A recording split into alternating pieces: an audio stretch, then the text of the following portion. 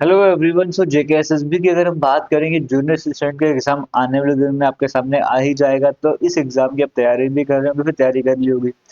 तो आज की वीडियो देखने के बाद आपने अपने आप को टेस्ट करना है कि आप 15 स्कोर कर रहे हो या 12 13 प्लस स्कोर कर रहे हो। और अगर नहीं कर रहे हो या फिर कहाँ पर लैग कर रहे हो, क्या इंप्रूवमेंट करने की जरूरत है, वो सब कुछ आपको देखने को मिलेगा।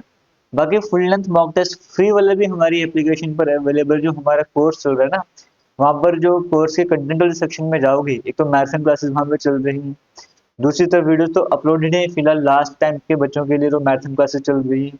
मॉक टेस्ट वाले फोल्डर में full length free mock test भी आपको देखने को मिलेगा। अगर वो अभी तक अटेम्प्ट नहीं करा, जरूर अटेम्प्ट कीजिएगा। और आज या कल तक एक फुल लेंथ मॉक टेस्ट वहाँ पर और अपलोड होने जा रहा है, वो भी अटेम्प्ट कर लीजिएगा। स्टार्ट करते हैं आज की इस वीडियो को। पहला इंपॉर्टेंट क्वेश्चन आपके सामने स्क्रीन में है। Select the synonym of perpetuate. Perpetuate का सिनोनिम मतलब सेम मीनिंग आपको बताना है, क्या हो जाएगा। अब देखो जी, अगर परपेचुएट की बात करेंगे, होता है किसी चीज को आगे तक लेके जाना। जैसे आर्गुमेंट हम करते हैं, बहस करते हैं, उसको आगे खींचते जबरदस्ती कर देते हैं, परपेचुएट करना। या हम चाहते हैं कोई चीज ज्यादा देर तक चले, तो उसको आगे तक लेके जाना परपेचुएट हो जाएगा। तो ऑप्शन के हिसाब से देखा जाए, हॉल्ट, ओवरसाई, इमोर्टलिटी, लैक्सिटी। तो इमॉर्टलिटी भी तो वही है, कोई चीज है, उसको कभी ना खत्म मरे, वो कभी ना खत्म हो, लास्ट तक आपको लेके जाना, ज्यादा देर तक आपको खींचते रहना है आपको। तो परपेचुएट का सेम मीनिंग यहाँ पे हम कह सकते हैं इमॉर्टलिटी हो सकता है। तो option number C correct answer हो जाएगा। चलते हैं सेकंड इंपॉर्टेंट क्वेश्चन की तरफ। यहाँ पर कहा गया है, select the most appropriate meaning of the given idiom. एक इडियम आपके सामने है, अ हेयर इन द बटर। अब इसका मीनिंग क्या है, जो आज का पेपर है ना आपके सामने लाया गया है, इसका जो लेवल है वो इजी से मॉडरेट लेवल का है। अब मतलब इजी क्वेश्चन भी बहुत सारे मिलेंगे, मॉडरेट भी थोड़े से मिल ही जाएंगे। तो आपने चेक करना आप कितना स्कोर कर रहे हो, ठीक है जी। A hair in the butter की बात करेंगे, इसका मीनिंग क्या हो जाएगा, easy to handle, a challenging situation, sinking in depth, या स्लिपरी रोड। अब देखो जी, एग्जाम्पल आप खुद ही आपके सामने स्क्रीन में है। बटर है, आप बटर लाए हो खाने के लिए, टोस्ट बनाने के लिए, जिस मर्जी काम के लिए बटर लाए, उसमें अगर बाल गिर चुका है, तो वो सिचुएशन समझो कैसी हो गई। क्या इजी टू हैंडल वाली हो गई, या चैलेंजिंग हो गई, या डूबने वाली हो गई, या फिर स्लिपरी रोड जैसी सिचुएशन हो जाएगी। तो सिंपल सी बात है ना, हेयर आ गया बटर है, उसको निकालना चैलेंजिंग सिचुएशन बन चुकी है। तो चैलेंजिंग सिचुएशन हम बोलेंगे, ऑप्शन नंबर बी देखने को मिल रहा है, वो करेक्ट आंसर हो जाएगा। चलते हैं आज के थर्ड क्वेश्चन की तरफ। एक्चुअली ये पैसेज वाला क्वेश्चन आपके सामने आ चुका है, अब इस पैसेज वाले क्वेश्चन की बात करेंगे। एक क्वेश्चन आपको सामने लाया हूँ, और आपको थोड़ा सा सच बता दूं, जिन बच्चों ने last time mock test attempt करा, फ्री वाला फुल लेंथ मॉक टेस्ट, ये सारे के सारे जितने भी क्वेश्चन आपके सामने आएंगे ना, वो 80 मार्क्स से फुल लेंथ मॉक टेस्ट था। आज 15 क्वेश्चन उसमें से आपके लिए लेकर आए। 15 क्वेश्चन का मॉक टेस्ट आपके सामने स्क्रीन में है। आप चेक कर लीजिए अपना लेवल कितना है। बाकी इस तरह के और भी क्वेश्चन अटेम्प्ट करना चाहते हैं, तो फ्री वाला मॉक टेस्ट अटेम्प्ट कर लो। यहाँ पर जनरेशन जेड, जनजी की बात करी जा रही है, उनके बारे में बताया गया। क्वेश्चन में कहा गया है, which of the following challenges related to generation Z is mentioned in the passage। इस पैसेज में इस जनजी को लेकर कौन से चैलेंजेस को मेंशन करा गया है। ऑप्शन नंबर ए में कहा गया lack of access to technology, B में कहा गया reduced attention span due to excessive screen time, या फिर complete absence of interest global issues में, या लैक ऑफ एजुकेशनल अपॉर्चुनिटीज। तो चैलेंज क्या है जो रिलेट करे जनजी से, तो इस पैसेज के अकॉर्डिंग बताया जा रहा है। तो अब यहाँ पर देख सकते हो, जैसे स्टार्टिंग में क्या बताया गया, जनजी के बारे में बात करेंगे, वो ये इस एज वाले बर्थ वाले होते हैं।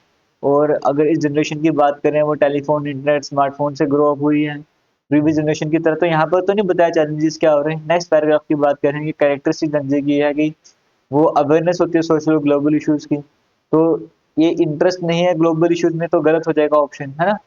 कई सारे यंग पीपल जो आज एंगेज हैं, डिस्कशंस कर रहे हैं क्लाइमेट चेंज पर, मेंटल हेल्थ पर, जेंडर इक्वालिटी पर, इकोनॉमिक जस्टिस पर, सोशल मीडिया प्लेटफॉर्म्स की बात करें, उनका भी बड़ा इंपॉर्टेंट रोल रहा है। तो ये भी कोई चैलेंज नहीं है, सेकंड पैराग्राफ में कोई चैलेंज नहीं बताया गया। थर्ड की अगर हम बात करेंगे, however this constant connectivity also present challenges. अब यहाँ पे चैलेंजेस की बात करेंगे, जैसे कहा गया एक्सेसिव स्क्रीन टाइम, जो स्क्रीन टाइम एक्सेस में आपको देखने को मिल रहा है, या सोशल मीडिया एक्सपोजर की बात करें, उसकी वजह से स्ट्रेस, एंग्जाइटी और अटेंशन स्पैन कम हो चुके हैं। तो वही तो कहा था ना, reduced attention span due to excessive screen time, यही तो चैलेंज है। तो ऑप्शन नंबर बी हमारे पास करेक्ट आंसर हो जाएगा। अगर आ गया समझ तो आगे चलते हैं नेक्स्ट इंपॉर्टेंट क्वेश्चन की तरफ। यहाँ पर कहा गया है, Kate ate dash meat with dash vegetables for dash second course. अब यहाँ पर क्या आ जाएगा, आर्टिकल सेलेक्ट क्वेश्चन आपके सामने स्क्रीन में, तीन ब्लैंक आपके सामने हैं। तो केट ने खाया मीट। अब मीट हमारे पास जनरली क्या होता है, अनकाउंटेबल, और अनकाउंटेबल से पहले ए और एन आर्टिकल तो लगा ही नहीं सकते, और ये स्पेशल भी कुछ नहीं मेंशन करो, दा भी नहीं लगा सकते, तो कोई आर्टिकल लगाने की जरूरत नहीं। तो ate ate meat with vegetables भी क्या है, कोई जनरल सेंस में बात कर रहे हैं, कोई स्पेसिफिक नहीं है और प्लूरल है, तो हम यहाँ पर भी क्या करेंगे, ए और एन नहीं लगा सकते।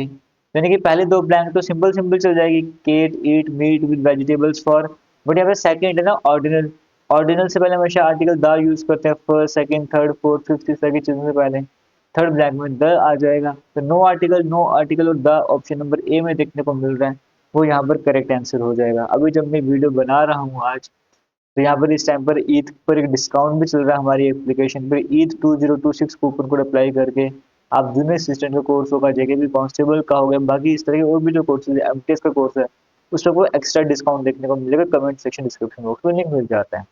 आगे चलेंगे नेक्स्ट क्वेश्चन की तरफ बढ़ेंगे। यहाँ पे कहा जा रहा है पीरखो टेम्पल की बात करेंगे, कौन सी स्टेटमेंट सही है आपको बताना है। पहले में कहा तभी रिवर के किनारे आपको देखने को मिलता है, बिल्कुल सही बात है। इस टेम्पल में शिवलिंगम है, बिल्कुल सही बात है।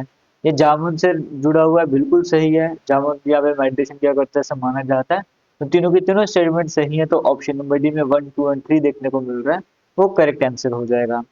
नेक्स्ट क्वेश्चन में कहा गया जो इवेंट्स हुए हैं क्रोनोलॉजिकल ऑर्डर में वो रिलेट करना है।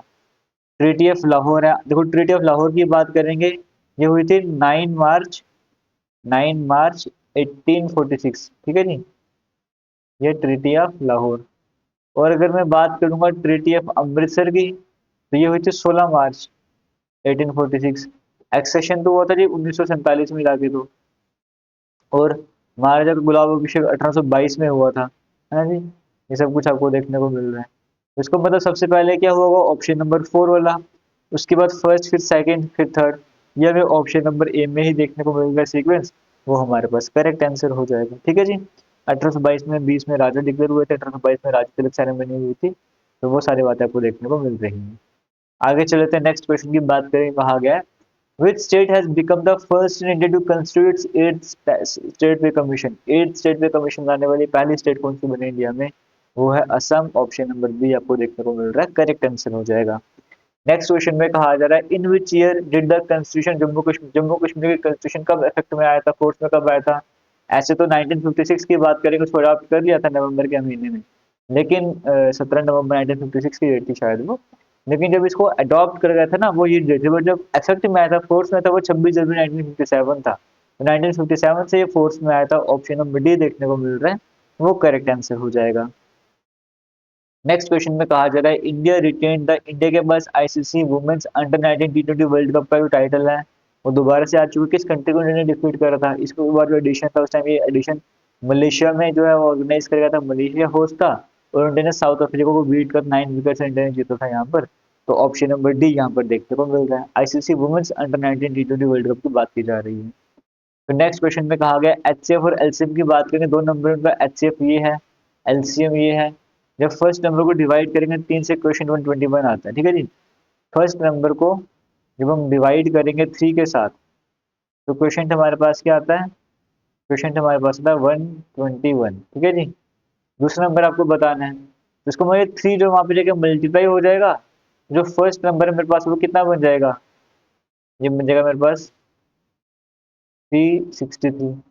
तो फर्स्ट नंबर मुझे पता लगा 363 है, सेकंड नंबर मुझे पता लग गया, अच्छा ठीक है, सेकंड नंबर मुझे बताना है, हमारे पास फॉर्मूला होता है ना LCM into HCF equals to product of two numbers, ये हमारे पास फॉर्मूला होता है ना जी। तो एलसीएम मुझे पता है कितना है, एचसीएफ और एलसीएम मुझे दिया हुआ है, एचसीएफ भी दिया हुआ है, एलसीएम भी दिया हुआ है, और उनमें से एक नंबर भी दिया, दूसरा नंबर हम आराम से निकाल सकते हैं, LCM into HCF divide by जो हमारे पास एक नंबर है वो कर दो तो हमारे पास आंसर आ जाएगा, मतलब हमें 33 को 479 से मल्टीप्लाई करना है और डिवाइड बाय क्या करना है 363 करना है, तो हमारे पास आंसर आ जाएगा। देख लो आपके ट्राई करके मुझे कमेंट सेक्शन में बता दो उसका करेक्ट आंसर क्या आने वाला है। फिलहाल चलते हैं नेक्स्ट क्वेश्चन की तरफ। यहाँ पर कहा गया है विच ऑफ द फॉलोइंग में be the code for day was good, day was good की कोडिंग क्या हो जाएगी, देखो जी डे तो कहीं पर है नहीं, बट गुड की बात करेंगे तो गुड की कोडिंग और कहीं पर है नहीं, बट डे यहाँ पर भी देखने को मिल रहा है, और डे तो डे तो कहीं पर है नहीं है, गुड डे और गुड डे की कोडिंग हमको निकालनी है। ए की बात करेंगे, ए यहाँ पर भी है और ए यहाँ पर भी है। तो कोडिंग में कॉमन क्या है, यहाँ पे कोडिंग में कॉमन है एस यू और एस यू। तो एस यू को तो हटा दो। इस तरफ हमें क्या देखने को मिल रहा है, टुडे देखने को मिल रहा है और यहाँ पर भी टुडे देखने को मिल रहा है।